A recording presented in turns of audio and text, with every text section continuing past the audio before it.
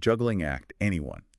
You're chasing your dreams, your partner's got their own thing going, and suddenly that whole growing together idea feels more like a tightrope walk. Yeah, and it's so easy to get those two things confused, or even worse, feel like they're at odds with each other. Totally.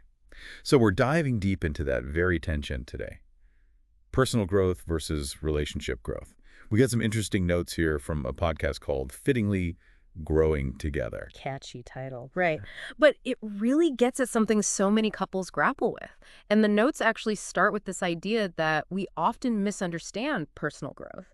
It's not all, self-care Sundays and manifesting dream boards. Those have their place, I guess. It's deeper than that, right? Exactly. Yeah. It's about those fundamental shifts in how we see ourselves, the confidence we build, the way we engage with the world. And how that impacts our relationships, even in ways we might not expect. 100%. In fact, there's this great story in the Growing Together notes about a woman who finally pursued her lifelong dream of becoming a sommelier. Okay, so a serious career shift driven by passion. Right. And the fascinating thing was that it wasn't just about the wine.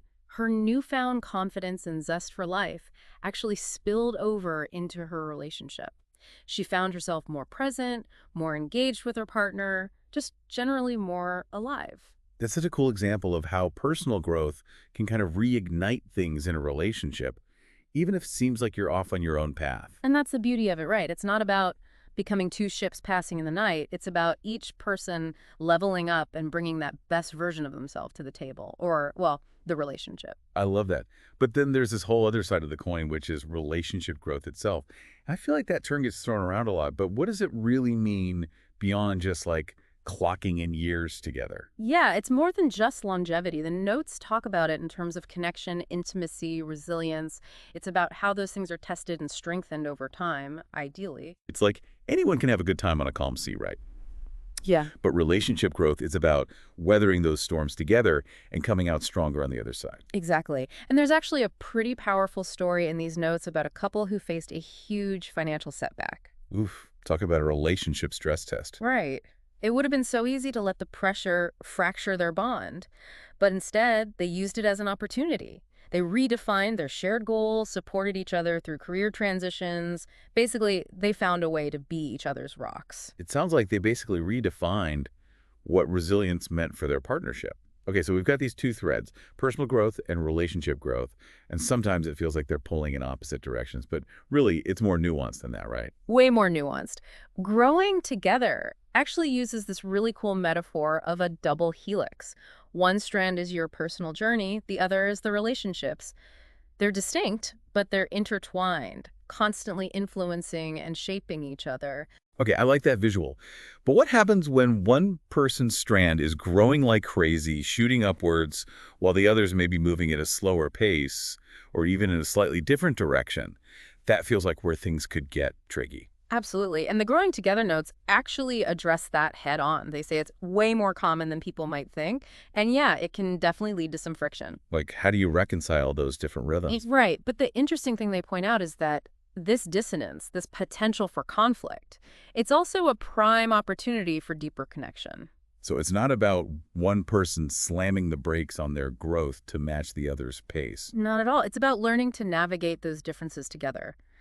And the key, according to these notes, is, as cliche as it sounds, communication. Makes sense. You need to be able to openly share your aspirations, actively listen to your partner's evolving wants and desires, make sure everyone feels heard and seen. Exactly. And then you can start to look for those areas of overlap, those ways to blend your individual dreams with shared goals, which, let's be real, is easier said than done.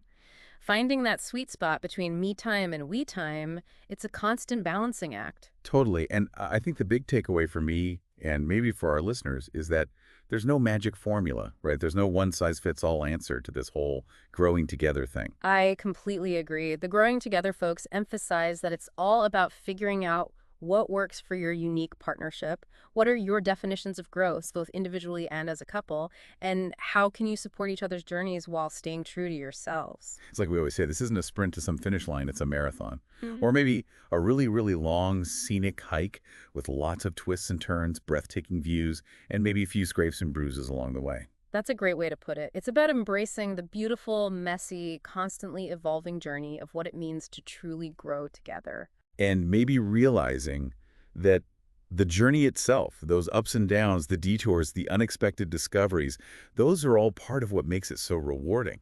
I think our listeners would agree with that.